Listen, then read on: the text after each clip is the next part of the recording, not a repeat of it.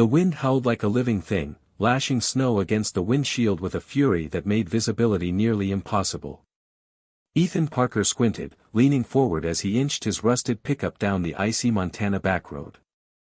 It was just past 6 p.m., but winter had stolen the light hours ago.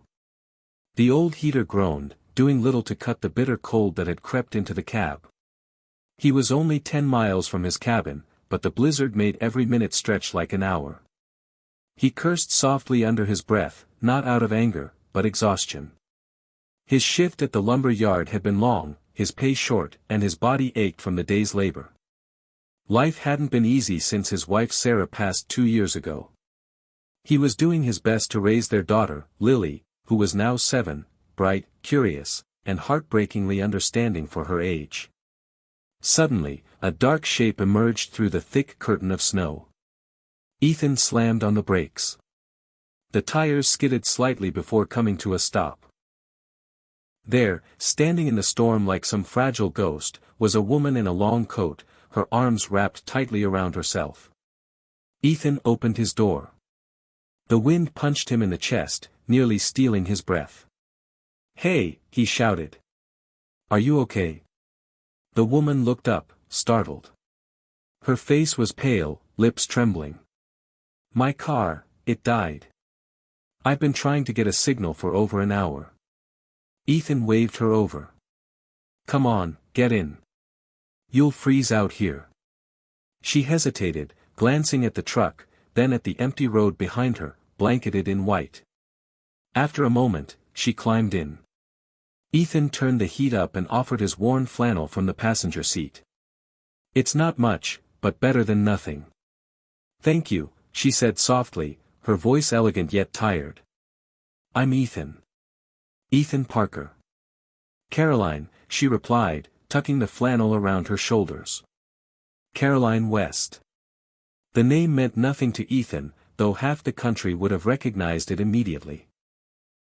She was one of the richest women in America, owner of West Tech, a multi-billion-dollar empire. But here, in the middle of nowhere, she was just a frozen stranger. "I live a few miles up. Not fancy, but it's warm. You can call a tow from there," he offered. Caroline nodded, clearly too cold and shaken to argue. As they drove, Ethan glanced at her from time to time. She was well dressed beneath the snow-covered coat, designer clothes, boots far too delicate for this terrain. Definitely not from around here. "I was driving from a retreat, wanted to see the country. My driver left after I insisted I needed some time alone." "Stupid, right?" she muttered, trying to laugh. "No," Ethan said gently. "Sometimes you need quiet to think." Caroline looked at him with surprise. Most people dismissed her when she mentioned needing space. Ethan, though, didn't pry. He understood loss and loneliness, he wore it like an invisible coat. They reached the cabin, modest, old, but well kept. Ethan guided her inside, calling out, "Lily. We've got company." A small girl bounded in, her eyes lighting up when she saw Caroline. "Whoa! You brought a snow queen." Caroline smiled for the first time. "I like that title." "This is my daughter, Lily," Ethan said. "Lily, this is Miss Caroline. She got stuck in the storm." Lily ran to grab a blanket from the couch. "You can have my cocoa. Daddy makes it super good." Caroline sat beside the fire, warmed by more than the flames. It had been years since anyone offered her something without wanting anything in return. Later that night, as Caroline curled up in Lily's extra bed and Ethan tried not to worry about how he'd stretched the food to feed one more mouth for the night, she couldn't stop thinking about this man and his child. The next morning, the storm had passed. The world outside glittered like glass under a pale sun. Ethan helped jumpstart Caroline's luxury sedan with cables that had seen better days. She insisted on getting his number, in case the towing company needed it. "You sure you'll be alright driving in this?" Ethan asked. She nodded. "I'll be fine. Thank you, truly." He shrugged. You'd have done the same. She smiled. I'm not sure I would have. Not everyone stops anymore. Maybe they should start. And just like that, she drove off, swallowed by the long road and a sky that seemed too big for any one person.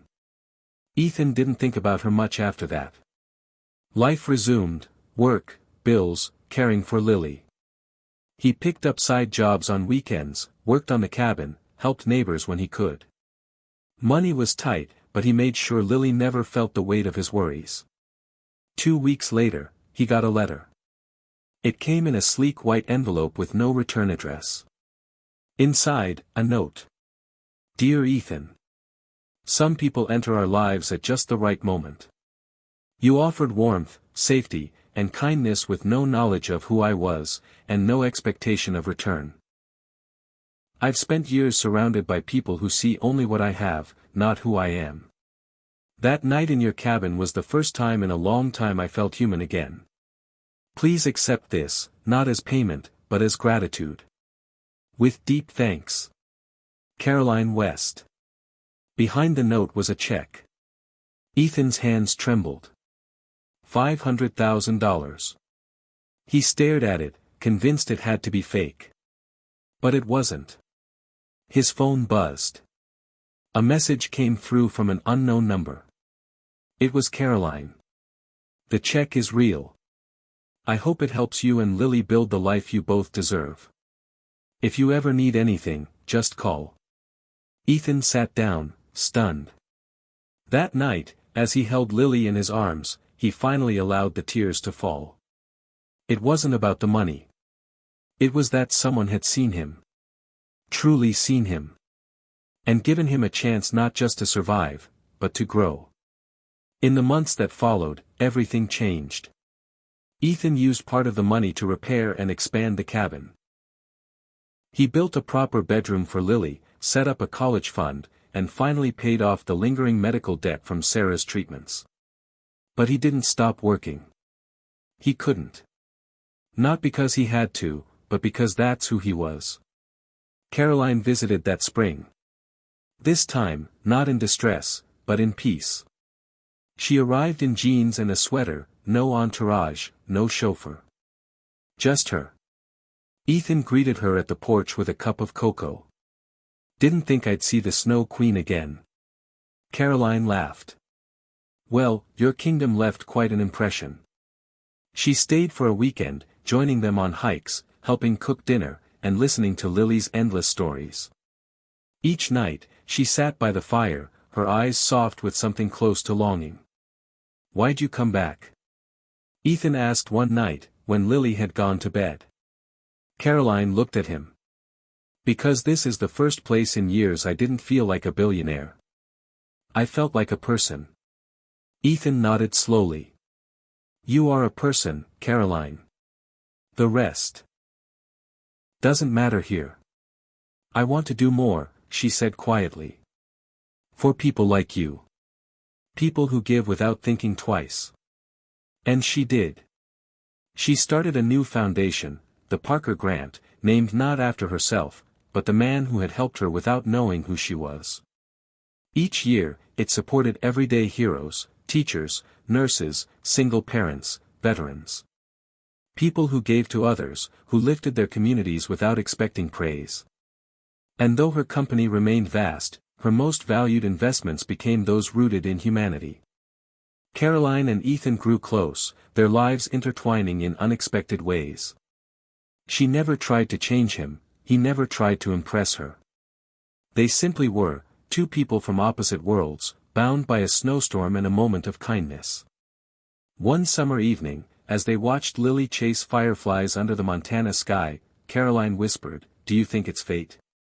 Ethan looked at her, then at the girl laughing in the field. "No," he said. "I think it's choice. And sometimes, the smallest choice, a stop on a snowy road, can change everything."